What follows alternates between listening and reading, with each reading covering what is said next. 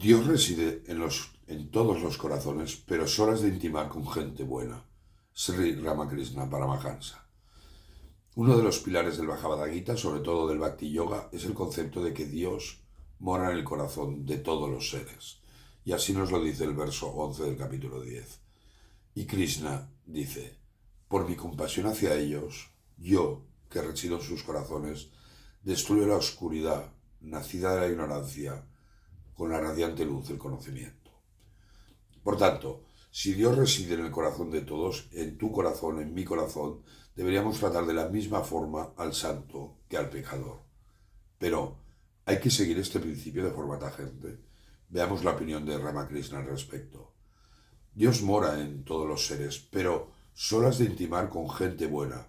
Debes mantenerte apartado de los de mente perversa. Dios está hasta en el tigre, pero no por ello debes abrazar el tigre. Podrás decir, ¿por qué escapar del tigre, que también es una manifestación de Dios? La respuesta es, aquellos que te dicen que escapes también son manifestaciones de Dios. ¿Y por qué no habrías de escucharlos? Esta forma directa, en forma de parábolas, incluso incorporando su sentido del humor, facilitaron que sus devotos comprendiesen mejor las complejidades del Vedanta. Además, Ramakrishna solía contar muchas historias como la siguiente, y os leo. Decía, voy a contaros una historia. Vivía en el bosque un santo que tenía muchos discípulos. Un día les enseñó que vieran a Dios en todos los seres y sabiendo eso, se inclinasen respetuosamente ante todos ellos. Un discípulo fue al bosque a recoger leña para el fuego del sacrificio. De pronto oyó un grito. ¡Salid del camino! Se acercaba un elefante enfurecido. Todos escaparon a todo correr, menos el discípulo. Él razonó que el elefante era Dios en otra forma. Entonces, ¿por qué habría de escapar de él? Se detuvo, se inclinó ante el animal y comenzó a cantar sus loas. El responsable del elefante, el Mahut, gritaba ¡escapa, escapa! Pero el discípulo no se movió. El animal lo agarró con su trompa, lo tiró a un lado y siguió su camino. Lastimado y magullado, el discípulo yacía inconsciente en el suelo. Al oír lo que había sucedido, su maestro y sus hermanos discípulos vinieron por él y lo llevaron a la ermita. Con la ayuda de algunas medicinas pronto volvió a la consciencia y alguien le preguntó, «Tú sabías que el elefante se acercaba, ¿por qué no te alejaste?» Pero, contestó, «Nuestro maestro nos ha dicho que Dios mismo ha tomado todas estas formas, tanto de animales como de hombres. Por lo tanto, pensando que solo era Dios, elefante, el que venía, no escapé».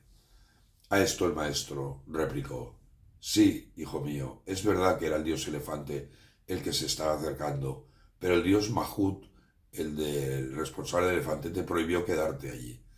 Dado que todas son manifestaciones de Dios, ¿por qué no confiaste en las palabras del Mahut? Debiste haber escuchado las palabras del dios Mahut». Y todos se rieron. Y Ramakrishna siguió con otro ejemplo, el del agua. Y os cuento. Se dice que en las escrituras que el agua es una forma de Dios, pero hay agua que es apta para ser utilizada en la adoración, otra para lavarse la cara y otra solo apta para lavar platos y ropa sucia. La última no puede servir para beber o para propósitos sagrados.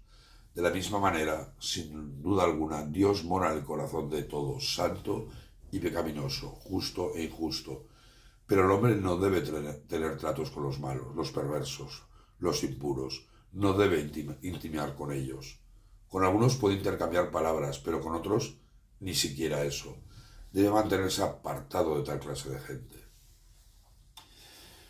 Recordad que el Bhagavad Gita también asegura la liberación para el pecador. Y os leo, aunque tú seas el mayor de los pecadores, cruzarás el océano del pecado en la barca del conocimiento.